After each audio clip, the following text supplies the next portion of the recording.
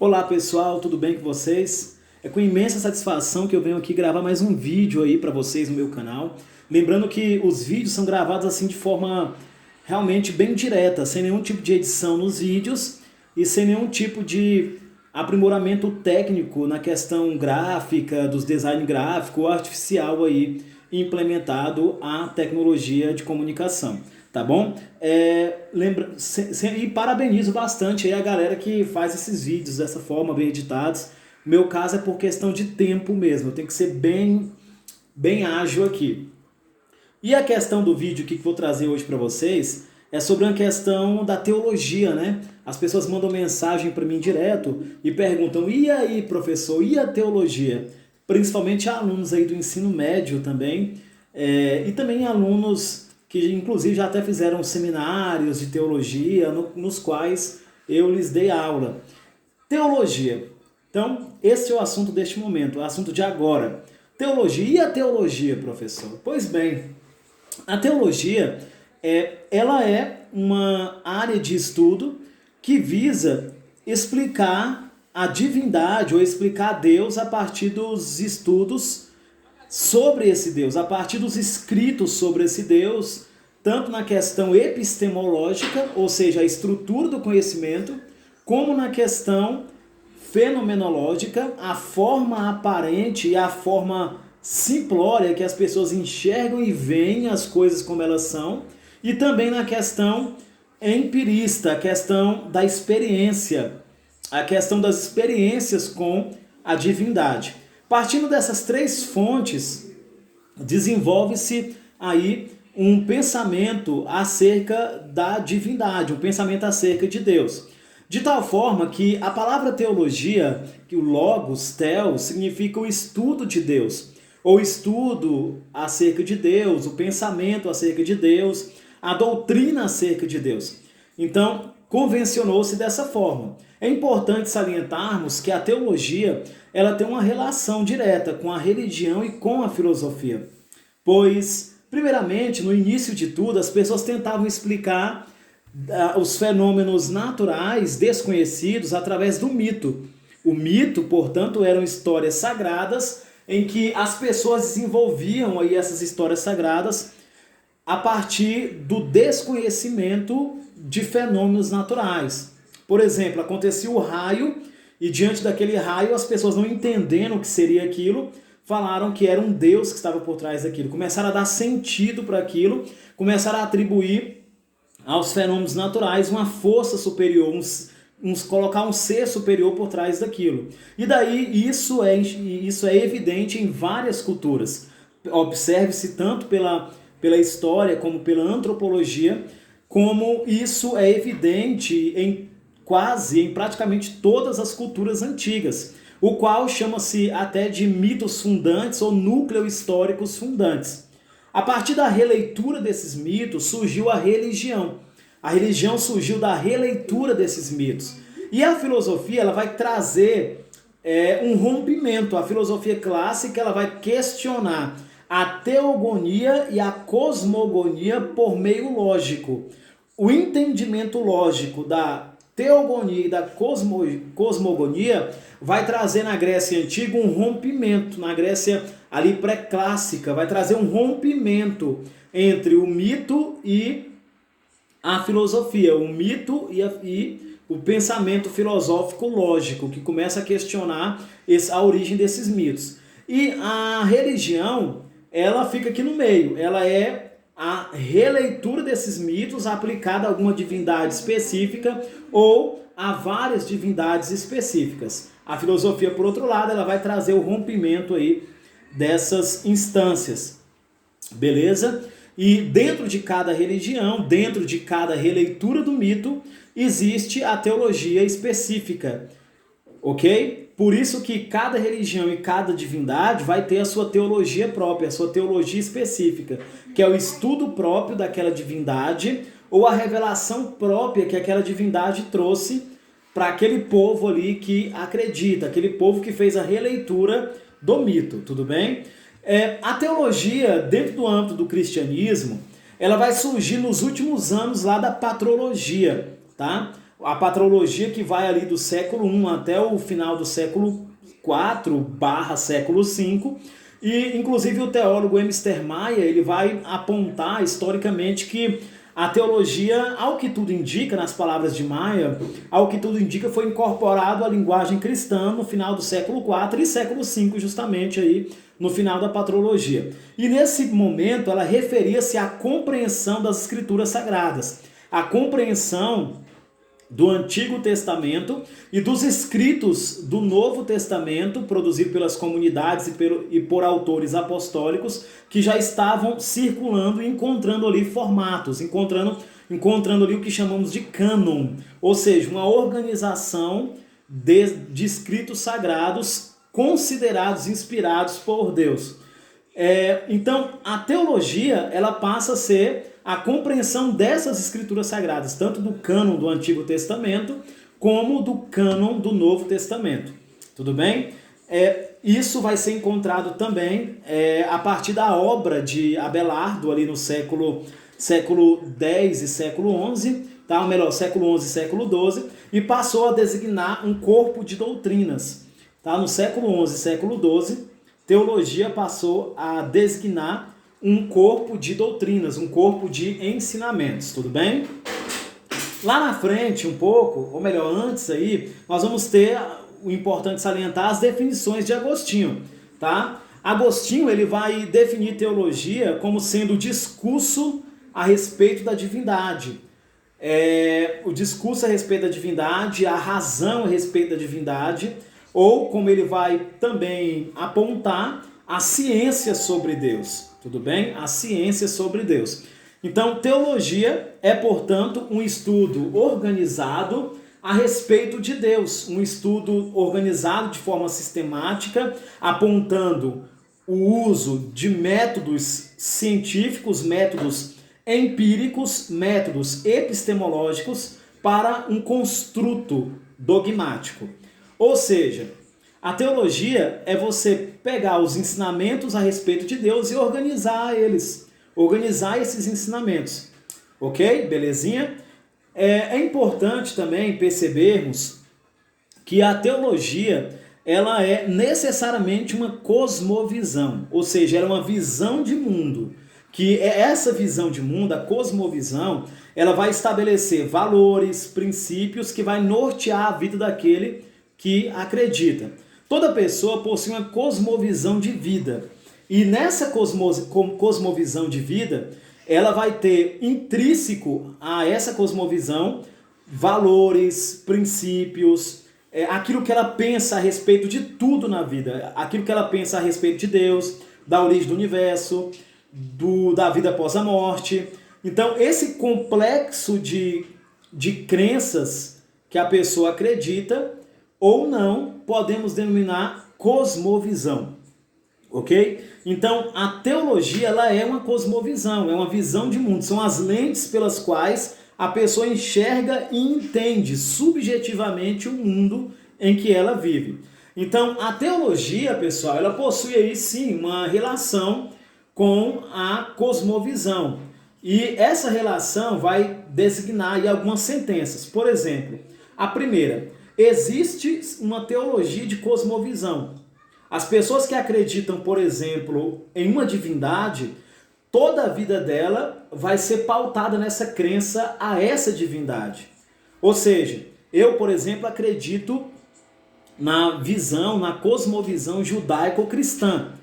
Ou seja, eu acredito na Bíblia Sagrada, em que no Antigo Testamento Deus se revela para o seu povo e ali desenvolve uma história redentiva com o povo, para no final de tudo promover uma salvação para esse povo que ora encontra-se afastado de Deus. E também acredito no Novo Testamento, na vinda do Senhor Jesus Cristo e todo o seu colégio apostólico, e acredito nisso de forma que a Bíblia, para mim, ela é inerrante, inspirada, infalível palavra de Deus. Ou seja, então a minha vida, os meus valores, os meus princípios vão ser pautados nisso que eu acredito. Vão ser pautados nessa visão, nessa cosmovisão.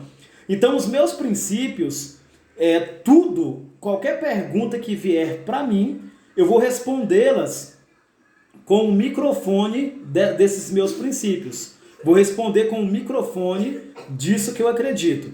Tudo que eu vou ler, a minha leitura sobre tudo, vai partir da lente da Bíblia Sagrada. Tudo bem? Então isso é um exemplo de cosmovisão, da teologia como cosmovisão. Os muçulmanos, por exemplo, tudo que eles vão responder sobre a vida, eles vão consultar no Alcorão, que é, por sua vez, o livro que eles acreditam como sendo inspirado por Alá e tendo como seu agiógrafo primevo o profeta Maomé.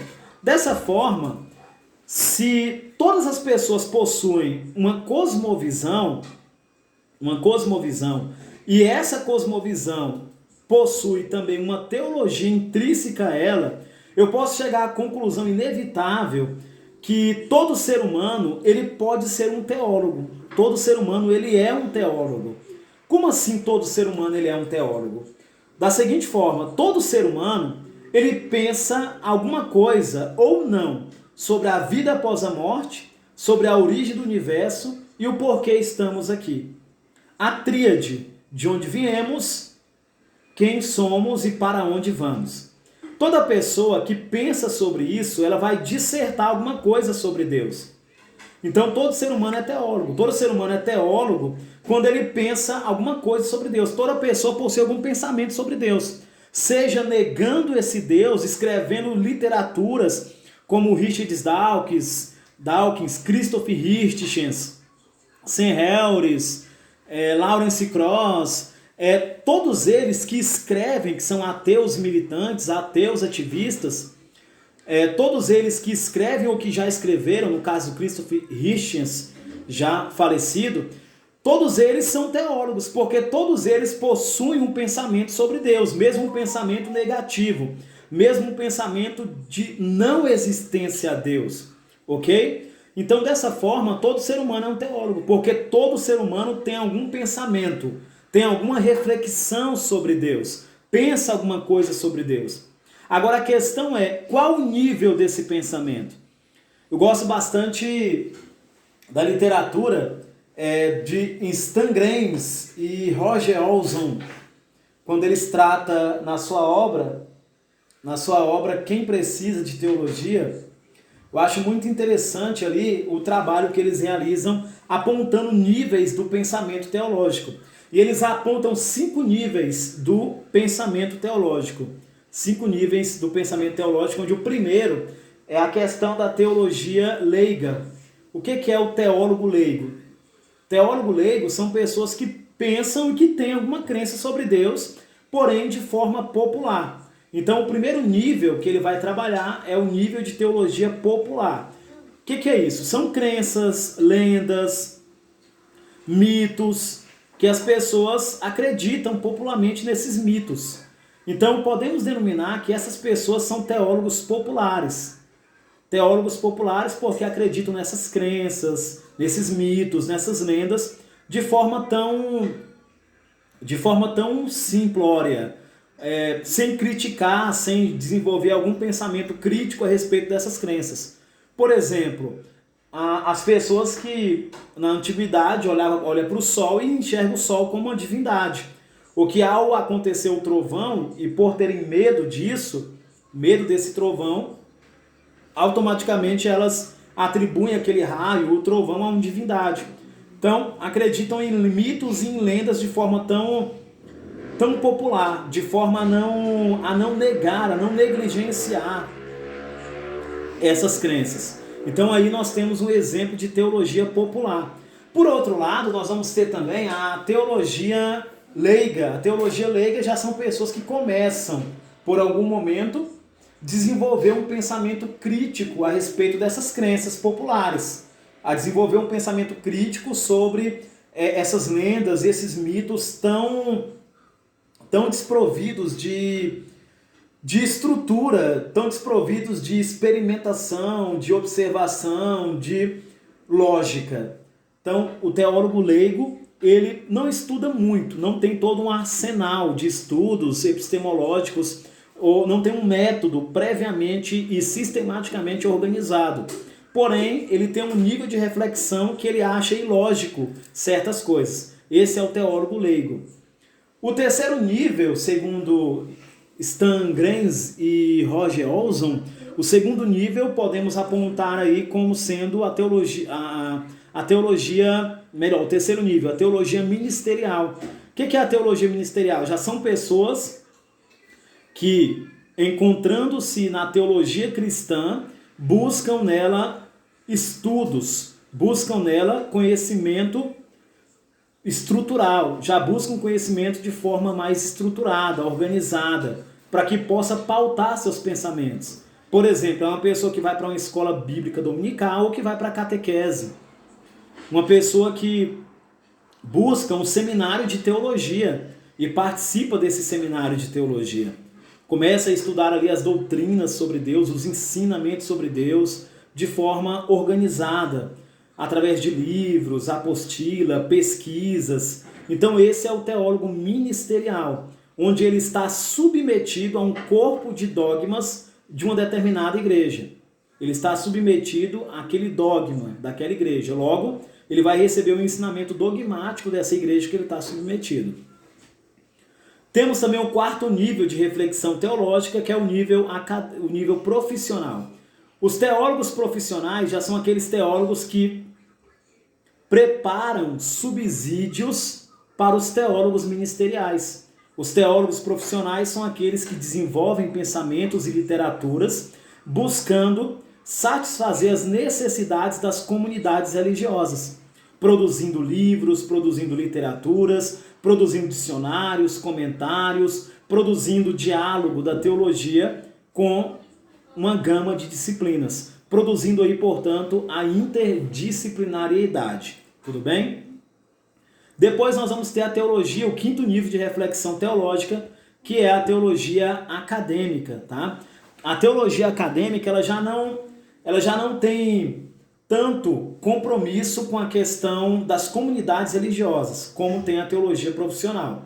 O compromisso da teologia acadêmica é com a filosofia e em gerar questionamentos existenciais a respeito de Deus. A teologia acadêmica é, portanto, alinhada à filosofia. O compromisso dela é em questionar, independente de dogmas e das comunidades religiosas, questionar a origem de Deus, questionar o aspecto moral de Deus, os princípios éticos dessa divindade. E o questionamento da teologia acadêmica não é para o Deus A, para o Deus B ou para o Deus C. Não é para a religião A, para a religião B, para a religião C. O objeto de estudo dela são todas essas religiões, de forma imparcial. É realmente alinhada aí mais para uma ciência das religiões, onde estuda, através do método científico das ciências humanas, com as óticas das ciências humanas, com a epistemologia das ciências humanas e o empirismo das ciências humanas, estuda todas as teologias e todas as religiões de forma imparcial, gerando aí questionamentos. Quer queira ou não, a teologia acadêmica acaba servindo de subsídio para a teologia profissional, gerando aí bagagens para a teologia profissional já servir às comunidades religiosas e às igrejas religiosas e aos ministérios. Tudo bem? Então, dessa forma, é importante perceber que como a teologia ela é um estudo geral a respeito de Deus, ela vai trabalhar e vai lançar a mão da interdisciplinariedade, da multidisciplinariedade. Ela vai lançar a mão de outras áreas do conhecimento humano para fomentar a ideia de Deus ou negá-la. Então, toda pessoa, todo ser humano, ele é um teólogo em potencial, porque todo ser humano, em sua vida, em algum momento, já pensou alguma coisa sobre Deus, já raciocinou alguma coisa sobre Deus, tem algum conceito sobre Deus. Então, todo ser humano, ele é, em potencial, um teólogo. Assim como todas as pessoas, por exemplo, possuem noções de química. Todo ser humano, ele é um químico, digamos, porque a pessoa que cozinha, que trabalha com os elementos, cozinhando os alimentos, está trabalhando com química de alguma forma. Então, é claro que é um químico sem o método científico, sem os postulados científicos, muito distante ainda do academicismo das ciências químicas, ok? Assim como toda pessoa que aconselha acaba trabalhando ali ideias psicológicas ou ideias do psicólogo, de algum psicólogo. E com isso acaba se tornando um psicólogo, porém muito longe do real profissionalismo e do academicismo das ciências psicológicas. Da mesma forma, todo ser humano é um teólogo, quando pensa alguma coisa sobre Deus ou imagina alguma coisa sobre Deus. Só que eu quero salientar aqui algo bastante relevante e inestimável para esta fala. O que é? O seguinte, pessoal, o químico, a pessoa que tem noções químicas, se ela errar alguma coisa dentro dos seus trabalhos e experimentos químicos, isso não vai incorrer em problemas existenciais para ela. Ela pode se machucar ou algo do tipo, algo mais grave ali, ceifando a sua própria vida. Porém, não vai envolver questões existenciais, sociais, psicológicas e eternas. Uma pessoa que aconselha, se ela errar no aconselhamento, o máximo que ela pode chegar aí radicalizando é induzir a pessoa criminalmente ao suicídio ou induzir a pessoa a cometer crimes em outras instâncias. Então, porém, por outro lado, a pessoa que tem pensamento sobre Deus, que raciocina alguma coisa sobre Deus, essas pessoas que raciocinam alguma coisa sobre Deus, se elas errarem no pensamento, se elas pensarem alguma coisa que de Deus, e Deus não sendo aquilo que ela está pensando, se ela raciocinar alguma coisa sobre a forma que Deus trabalhou a salvação para ela, e essa forma que Deus trabalhou a salvação para ela não for da forma que ela está pensando, isso vai gerar problemas eternos. Eternos. Isso pode gerar problemas eternos. Ela pode achar que está servindo a Deus da forma correta e na realidade ela está servindo a Deus da forma errada. E isso pode gerar problemas eternos para ela, na questão da vida após a morte. Outro adendo importante é que isso também vai influenciar a sua vida social. Se ela pensa que Deus proíbe algumas coisas, que na verdade Deus não proíbe essas coisas, ela vai estar se restringindo de talvez ser feliz em algumas áreas, ou não, talvez ser triste em algumas áreas. Ou talvez também ela pode pensar que Deus é liberal com algumas questões, e na verdade Deus não é liberal com essas questões, ele censura e abomina. Isso também vai gerar problemas para ela, psicológicos, sociais e eternos. Então entenda que a importância da teologia vai além da importância de outras áreas do saber humano, uma vez que a teologia pode necessariamente implicar em questões sociais, políticas e eternas.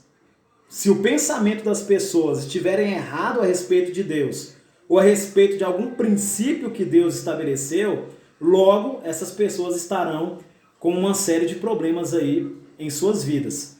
Pois, voltando lá no assunto da cosmovisão, a cosmovisão é que determina a forma que essa pessoa vai viver. Então a visão que ela tem de Deus, a visão que ela tem de igreja, a visão que ela tem da Bíblia, a visão que ela tem de outras religiões será fundamental para determinar a sua forma de viver. Ok? Por isso eu gosto muito da frase de Anselmo de Cantuária, quando no século XII ele era o teólogo, o filósofo que foi a ser bispo de Cantuária. E ele tinha um lema, né? Creio para entender. Creio para entender. Ou seja, a fé ela não pode ser uma fé cega. Ela não pode ser meramente uma teologia popular ou uma teologia leiga. As pessoas devem buscar sistematizar suas ideias. Elas devem buscar fomentar as suas ideias, estruturar, potencializar as suas ideias, ou seja, ela tem que buscar argumentos sólidos para aquilo que elas pensam.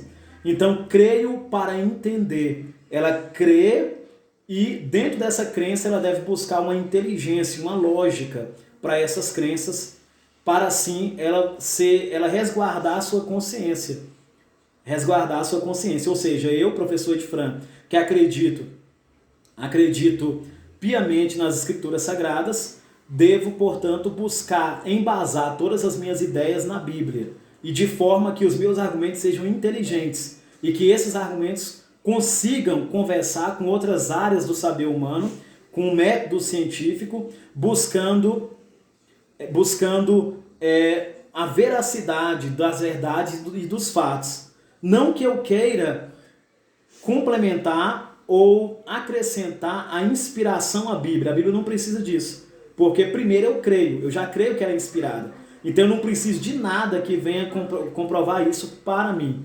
Porém, eu preciso que os meus argumentos que vão sair dessa crença sejam fomentados, tenham base científica, arqueológicas, históricas, filosóficas, filológicas, para que eu possa apresentar essas ideias para as pessoas como sendo uma ideia de salvação, ok? Então, dessa forma, é importante que todas as pessoas estudem teologia, né? Então, quando você pergunta, e aí, professor? Os alunos, e aí, professor? E a teologia? Eu respondo para você, e aí, está estudando sobre ela? E aí, está buscando fomentar suas ideias, entender suas ideias, argumentar, estruturá-las, potencializá-las, trabalhar uma epistemologia em cima delas? Então, é muito importante estudar aí a teologia, ok? Então, por outro lado, pessoal, existem aí... Já estou terminando. Por outro lado, pessoal, existem as pessoas que são antipáticos à teologia. Pessoas que são antipáticas à teologia, que têm aversão da teologia, simplesmente por pensamentos errados, deturpados, errôneos a respeito da teologia. Tem aqueles que, em pleno século XXI, eu ter que refutar isso já é um atraso. As pessoas que dizem a letra mata, utilizando a palavra de 2 Coríntios, capítulo 2, versículo 6. A letra mata. Só se for um outdoor que cair em cima da sua cabeça, ou um letreiro que passa um vendaval e derrubar em cima da sua cabeça, né? Na verdade, não, a letra não mata. O conhecimento de Deus, trazendo aqui, quero delimitar agora o estudo para a teologia cristã, tá? Teologia bíblica, teologia cristã que eu acredito. Então, a letra não mata. Isso aí parte de uma interpretação errada de 2 Coríntios, capítulo 2, versículo 6, que surgiu principalmente aí dentro do âmbito dos pneumatologistas, dentro do âmbito dos pneumatologistas extremos. As pessoas que possuem aí sensações extras sensoriais, né, o extrasensarionismo de forma extrema, que utilizam de forma extrema as experiências e com essas experiências querem negar aqueles que estudam e aqueles que se debruçam sobre o texto sagrado. Então, partindo de uma premissa, de uma interpretação possível, errônea, de 2 Coríntios capítulo 2, versículo 6, elas acabam sendo ali impróprias, acabam sendo completamente ignorantes quanto a esse texto, quando a Bíblia diz que a letra mata e o Espírito vivifica, não é? Então, aquele texto, na verdade, está se referindo à letra, à lei do Antigo Testamento, que por si só não conseguiria trazer salvação, e que a salvação só é por meio da graça em Cristo Jesus. De forma tão simples assim, porque eu precisaria de um outro vídeo para falar só sobre isso. Outro termo errado que as pessoas utilizam por aí é a teologia para pastores. Quem disse que teologia é para os pastores? Para pastores é vocação e chamada de Deus. Teologia não é para pastores, ela não é monopolizada pelos pastores, ela não é enclausurada para quem quer ser pastor ou para quem é pastor, de forma nenhuma. A teologia é para quem busca capacitação, é para quem quer fomentar, estruturar a sua cosmovisão teológica, conforme eu expliquei anteriormente. Então, teologia não é para pastores. Os pastores, sim, eles estudam teologia para exercerem um chamado de forma estruturada, para capacitarem, potencializarem o seu chamado. Teologia, portanto, não é para pastores. Essa frase ela é errada. Teologia é para toda pessoa que busca refletir sobre Deus, busca estruturar sua cosmovisão sobre Deus e seus pensamentos sobre Deus. Tudo bem? Outra coisa errada que vemos por aí é teologia deixa as pessoas arrogantes. De forma nenhuma. Teologia não deixa as pessoas arrogantes. A pessoa já é arrogante por natureza. Ela simplesmente vai utilizar a teologia para expressar uma arrogância que já é inerente ao seu caráter. Da mesma forma, tenho certeza que vocês já se consultaram aí com médicos muito gente boa e médicos que foram arrogantes. E aí, foi a medicina que deixou eles arrogantes? Não, porque tem muitos médicos que são humildes, que exercem um trabalho profissional extremamente ético e excelente, respeitando o seu público de forma completamente aí ética. Por outro lado, existem médicos que são arrogantes. E foi a medicina que deixou eles arrogantes? Não. Da mesma forma, outras pessoas querem trazer um aparente conflito, uma bipolaridade entre prática e teoria. Na verdade, não existe essa bipolaridade quando se fala de teologia cristã. Isso aqui foi uma bipolaridade criada de forma superficial, de forma ignorante. Não existe essa dicotomia entre prática versus teoria.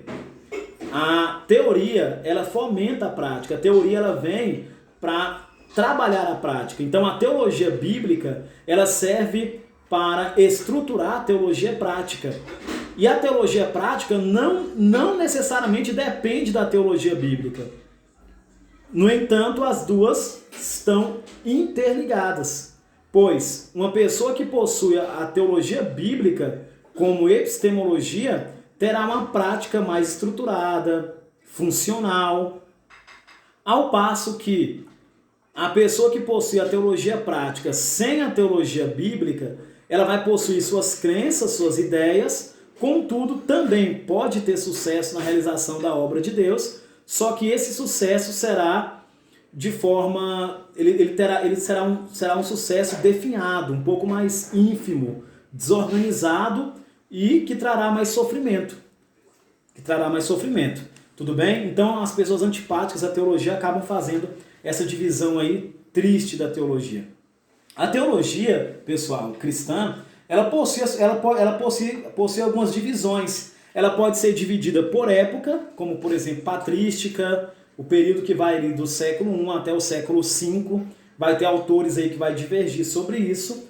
Alguns vão dizer que é só até o século IV, enfim. Mas patrística, ela vai do século I até o século V. Depois nós teremos uma teologia medieval, durante ali tanto a Baixa Idade Média como a Alta Idade Média, durante esse período. Teremos ali a teologia reformada, que começa ali no século, vai ter o seu ápice no século XVI até o século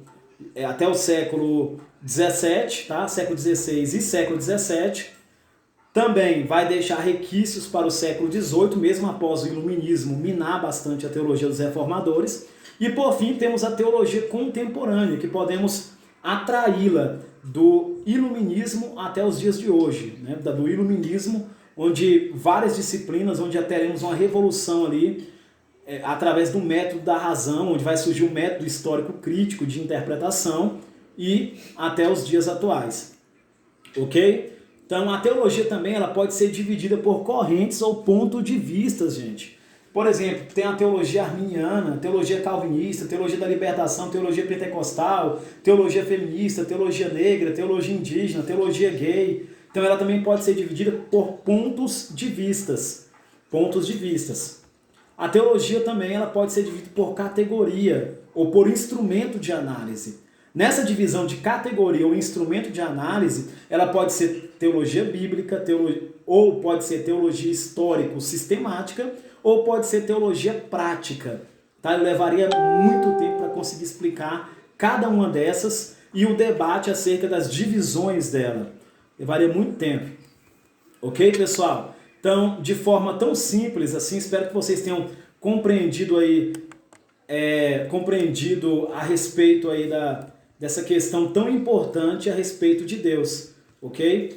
Essa cosmovisão. Eu não poderia também deixar de falar, antes de encerrar esse vídeo, a respeito da metafísica, ou seja, a teologia, ela existe prioritariamente como parte da metafísica, que é a área da filosofia. A área da filosofia que estuda o ser ou a realidade do ser. Estuda o ser enquanto ser. Então a metafísica, tudo que está além da física, possíveis realidades que estão além desse mundo físico, além da matéria, possíveis realidades que possam comandar este mundo físico, nós denominamos aí de metafísica. Então, a teologia, ela está necessariamente ligada aí à metafísica. A teologia cristã, ela implica no teísmo metafísico. O que é o teísmo? O teísmo é a crença em um Deus pessoal que habita fora do universo, pode atuar nele e além dele. É um ser que é transcendente, que está além, ou imanente, que trabalha, que age próximo ou dentro do universo, ok? Dentro dessa visão, por exemplo, está aí o judaísmo, o cristianismo, o islamismo, são as 3 religiões teístas, que podemos assim dizer. Existem visões contrárias ao teísmo, como por exemplo o ateísmo.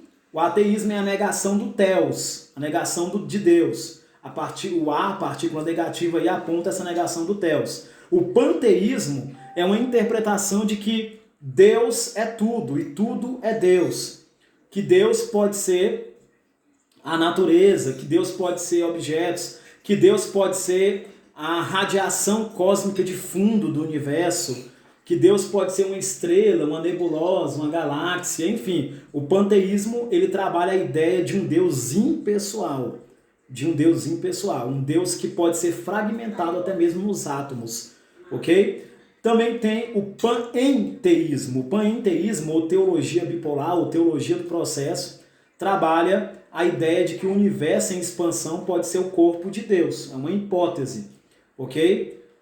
O deísmo, por sua vez, o deísmo que foi defendido bastante ali por Isaac Newton, François Royté, ao que tudo indica, o próprio Einstein pode ter sido deísta, uma vez que essa era a tendência ali desde o século XV, houve-se uma tendência científica em que os cientistas acreditassem no deísmo. O que é o deísmo? É a velha história do relojoeiro, né? Que o relógio que nós temos está funcionando, porém o criador do relógio não está aqui e não sabemos quem ele é. Então é como se Deus tivesse lançado os pressupostos do universo, todos esses pressupostos, para que o universo por si só, através de leis físicas, pudessem se desenvolver, pudessem evoluir.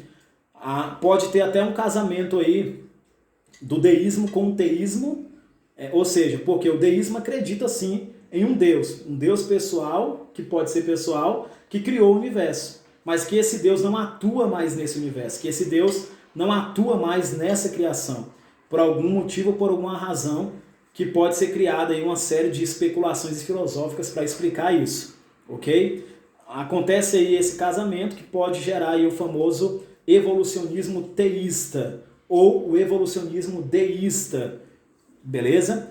Também tem o deísmo finito, tem o politeísmo, o vídeo já está ficando muito grande, eu já vou dar uma basta aqui, tá? Tem o politeísmo, crença aí em vários deuses, o enoteísmo também, inclusive muitos autores aí vai apontar que o povo de Israel, no início, os hebreus, a priori, eles eram enoteístas, acreditavam em outros deuses, mas resolveram servir o Deus da montanha, o Yahvé, não é isso? O Javé.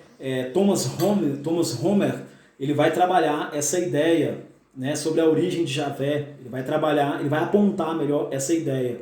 Então, tudo isso é apontado aí, e filosoficamente existiam alguns conceitos sobre Deus, porque, por exemplo, para Platão, Deus era o começo, o meio e o fim de todas as coisas. Para Platão, Deus era a ideia absoluta, a mente ou a razão absoluta, né? Para Aristóteles, Deus já era a causa primeira do ser, a primeira causa do ser. Era o motor não movido, era o primeiro motor, porque para Aristóteles existia a natureza, o mundo, a existência é um ciclo, e um motor vai impulsionando o outro. Para Aristóteles, portanto, Deus era um motor inamovível, o primeiro motor, a primeira causa da existência dos seres ou do ser. Beleza? Lá na frente, já nós vamos ter também o Spinoza. Ele vai trabalhar Deus como sendo uma substância, uma causa real de toda a existência, e não apenas a causa de todo ser, mas a causa completa de toda a existência, trabalhando também aspectos da modificação dessa causa. Lendzen também vai dizer que Deus, enfim, é a razão final de todas as coisas. Beleza?